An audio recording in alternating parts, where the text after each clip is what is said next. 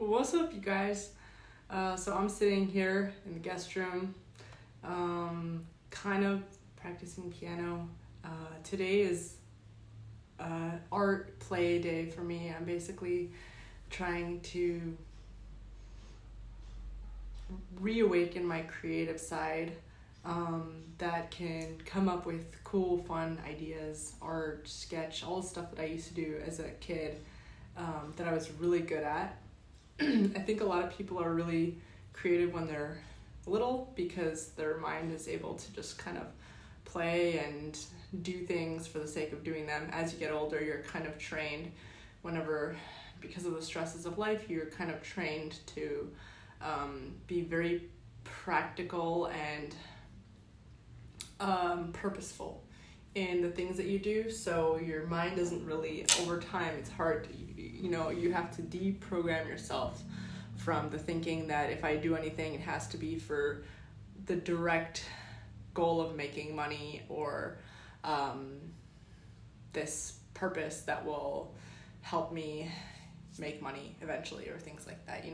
It's very hard to to train yourself like to be a kid and not care if something will make you money or is going to do anything for you, and to just do it because you feel like doing it, to just feel it because you feel like feeling it, to say it because you feel like saying it. The one thing I feel like I've maintained and perfected for a long time, and not even so I've kind of had to retrain myself, is to my voice on my YouTube channel, because it's so hard.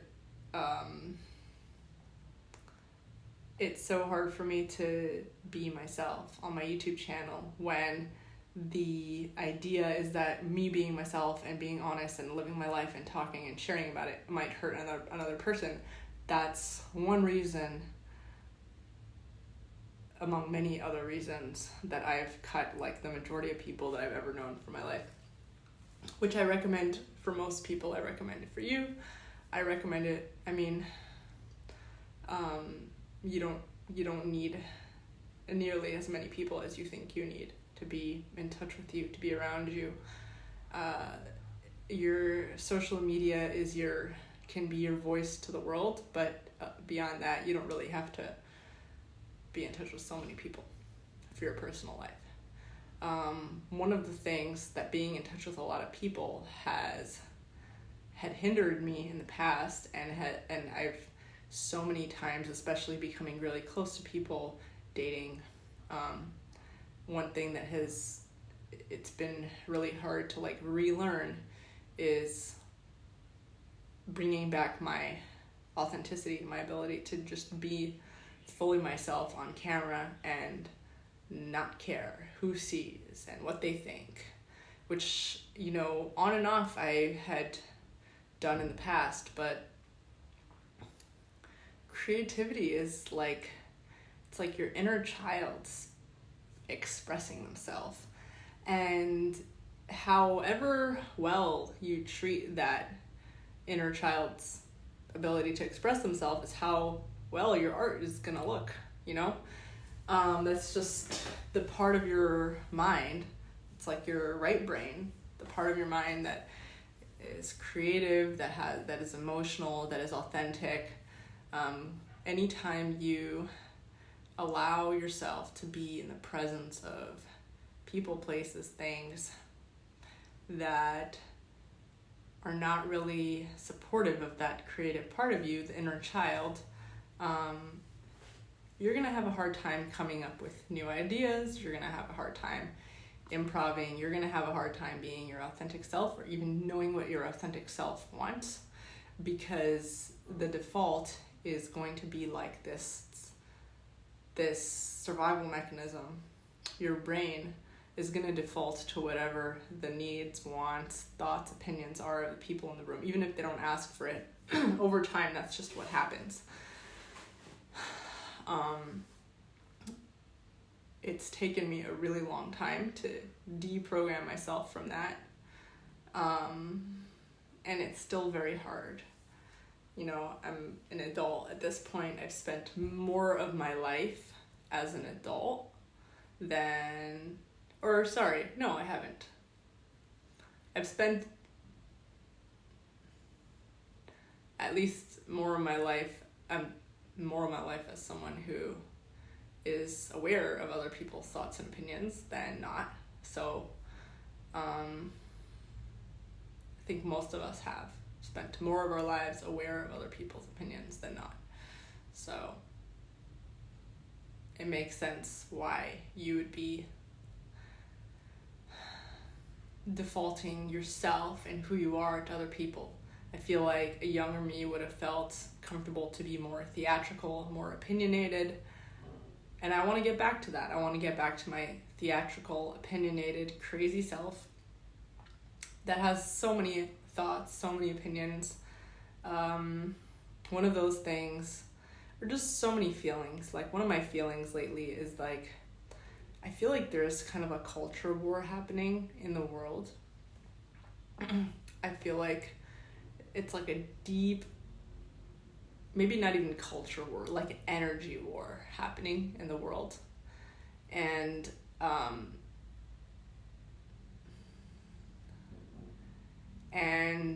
you can see the results of this energy war based on like what it's producing, like the kind of things that,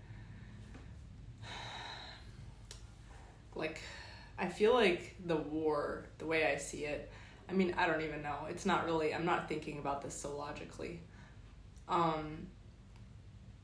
I profoundly have a distaste for Western culture. I'm disgusted with American culture. I really hope my children, if I am privileged enough to have children, don't have to be part of it. Don't have to be too exposed to it, exposed to their thoughts, influences, their music, their way of life, the things that Americans care about. And I say this as an American myself. I was born and raised in the States. But I think that there's something really stale with the culture and what it produces and the kind of people it produces, the kind of energy it produces. I feel like there's so much deprogramming I have to do from so many things, so many attitudes. It's like one...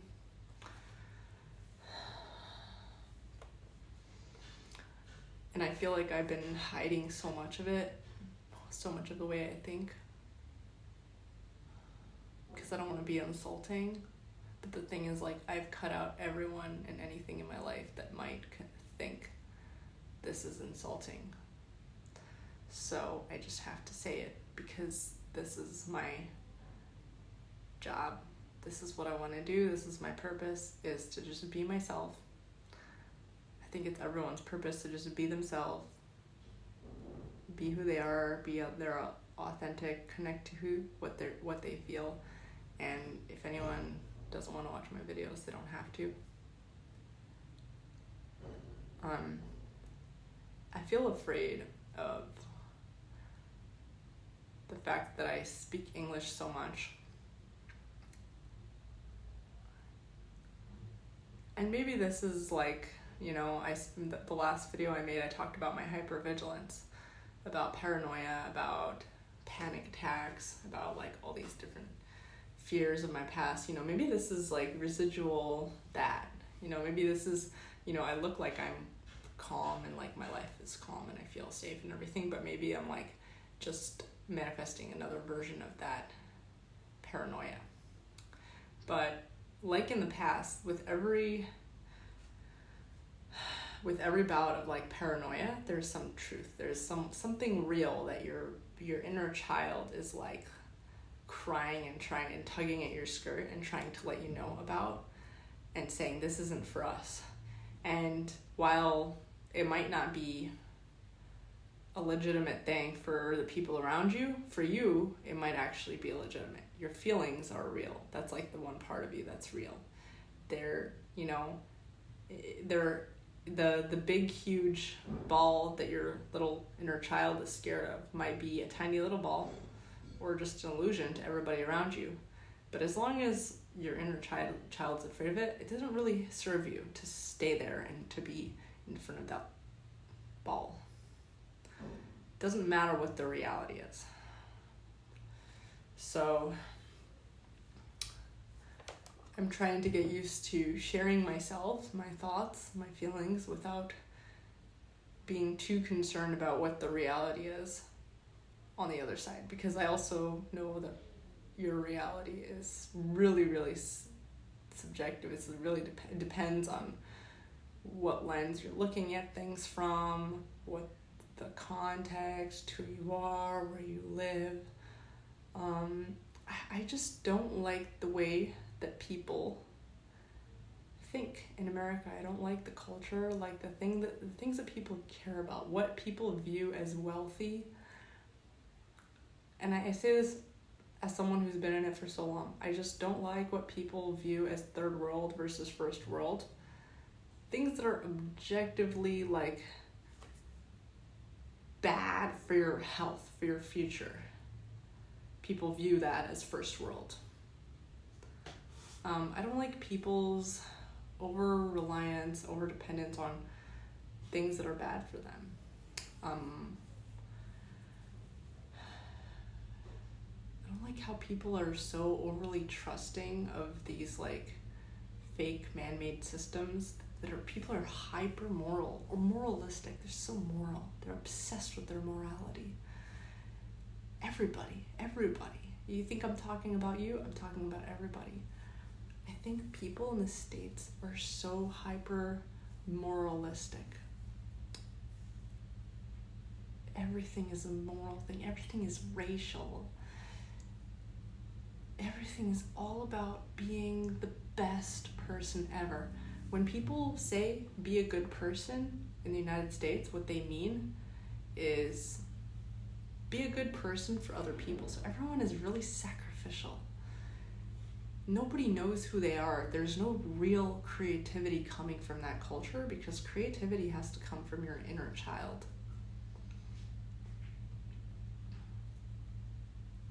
Your inner child expressing themselves, feeling safe, selfish enough to express themselves. I think the best music coming out of that culture is coming from immigrants. It's coming from people that aren't really American, you know? They're people that from a child, they grew up maybe in a place where they learned, you know, even within the States, there's like little pockets of communities, like the Persian Iranian community that I grew up in.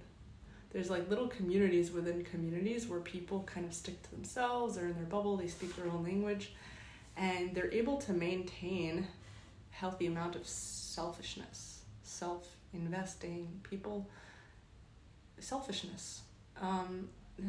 And people say, oh, don't say selfish. Selfish is not a good word. It's only not a good word because you guys see it. You guys see it as a bad word. Self-preservation, you know, the idea that you would protect yourself, protect your family, love yourself, invest in yourself, your health is so important to so many people in the States. Or at least in my view and the time that I've spent there and around the people that I am, people talk about looking good, but everything is like, it's a very culty, very collective environment. Like, people talk about looking good and feeling good and doing things for themselves, like me time. People talk about me time, but like, I'm gonna go right now and do things for myself. But even those things are so, they really stick out.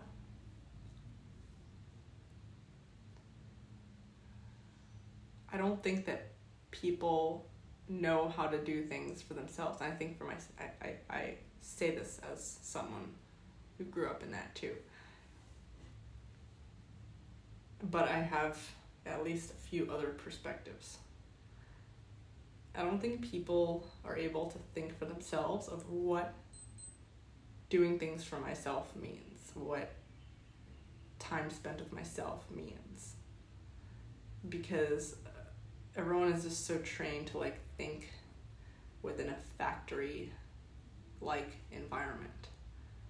You're raised in these very hyper rigid school systems where you're raised to be as humble as possible, hate money, hate your health. I mean, the schools we went to, I wouldn't say is like American too much, because it was like in a little bubble of like the ultra-Orthodox Jewish community. But I saw a difference between the even in the Jewish community, the immigrants, like the people who just escaped from Iran, they were like hungry to build, versus the people who were in America for a longer time. And there was a huge difference. The difference was that one community was moving backwards and one community was moving forwards. Again, if any of this insults you, you don't like to watch this, feel free to go.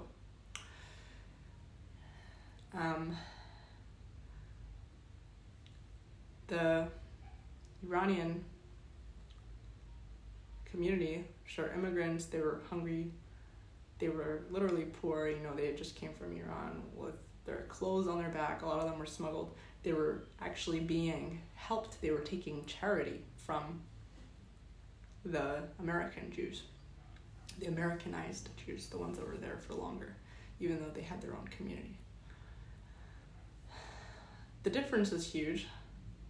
The ones that were there longer, the more Americanized ones, were constantly preaching about how money is bad. Maybe they were living on old money, maybe they saw money as something that's like an inheritance, and a lot of times I notice when people have inheritance of money, it becomes a bad thing because the family members, they fight over, like, let's say there's like a rich dad and he passes money to like the kids, and the kids fight over it when the dad passes away, and then the money becomes a point of division for everybody. So, maybe that's part of it. But whatever the reason, you could just see the direction that these communities were moving in. One community was becoming wealthier, healthier, more beautiful. Like, they came from Iran looking like shit. Everyone's a phobe. Weird ass culture. Poor, very dependent on the American Jews. But I think the direction that they were going in was maybe because they were in more survival mode, they were more motivated to invest in themselves. They saw themselves as recipients. They were they're in their feminine energy, which I don't know if I should use that language, but like they saw themselves as recipients. They saw themselves as needing more. And so they were investing in themselves. They were motivated to invest in themselves. I didn't really see that for the other community. I felt like in the Americanized Jewish community, there was a lot of restraint, a lot of focus on being humble, looking down on yourself, and not seeing yourself so high and mighty. Don't. There was a lot of restraint there. I felt like people, even with their feelings, like in my family, I felt like I was so emotional for my family, and I had so much to say, and like everyone, I felt like everyone was always shutting me up, trying to shut me up. But it was the amount that I felt stifled in my family was nothing. In fact, my family is very emotionally open compared to the Americanized Jews that I grew up around. With those people, it was much worse. It was like, if you have a feeling, you feel crazy because everybody is so stoic around you. Everybody's so contained, stoic. There can't be any perception of anyone having any human feelings, or maybe part of that is just being the difference between lighter skin culture versus darker skin culture, because in the lighter skin cultures, they come, people come from places in the north where you can't be as loud and extravagant, compared to places where people are, warmer places. People from warmer places are, literally your body is able to open up and be more open. That's just the nature of warmer places, warmer climates. People are able to be more open. So maybe that's just what it is. But from my view, I just felt so stifled by a lot of it. And there are so many complaints that I have about the Iranian community, the Iranian Jewish community, the Iranian community in general. So many complaints I have about all kinds of people, but I feel like right now I'm in this place of trying to move closer to my Eastern roots, because I spent so long in the West. And so I feel like that's where I'm at mentally, and I think creatively. Like today has been just a creative day. Piano, art. I got a sketchbook. Yesterday we went to the market, and I got a sketchbook. And actually I got this dress. It's like a wrappy type of thing. It's very comfy, and I got it from the Ubud market, like really close to the Ubud market, not the exact market, but like outside of it, there's a lot of these stalls, and they sell them and you can bargain. I could have bargained more for this dress, but I didn't have the patience. But yeah, it's just, I got a sketchbook, I got color pencils, and I'm trying to have these conversations with myself, with my inner child. But like, okay, so I have a few things that I have lined up that I want to do and put into motion, but my inner child keeps putting the brakes, and I'm trying to like really tune in, listen to what she's trying to tell me. What are you trying to tell me? Why are you holding back? And one thing I feel is that she doesn't feel safe to express herself within the context of American culture or like the English language. Like, I'm still trying to understand this. Like, what is